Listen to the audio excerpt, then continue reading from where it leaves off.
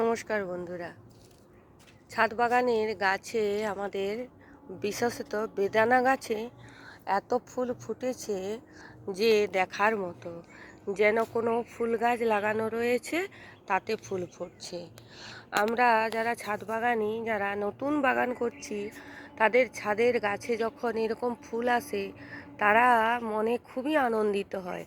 তারপর যখন এই রকম শত শত ফুল নিচে ঝরে পড়ে তখন কিন্তু মনটা খারাপ হয়ে যায়।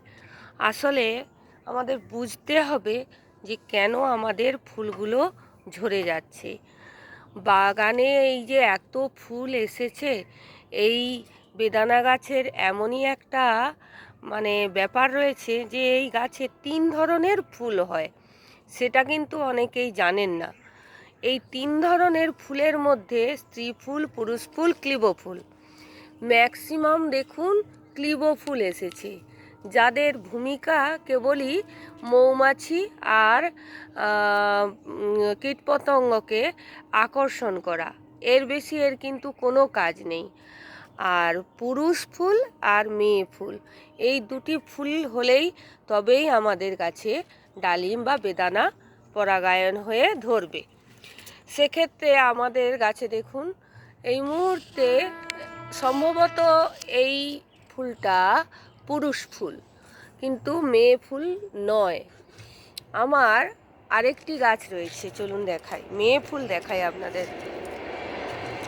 এই দেখুন, এইটি হচ্ছে মেয়ে ফুল। মেয়ে ফুলের এই গোড়ার অংশটা মোটা হবে, এরকম মোটা।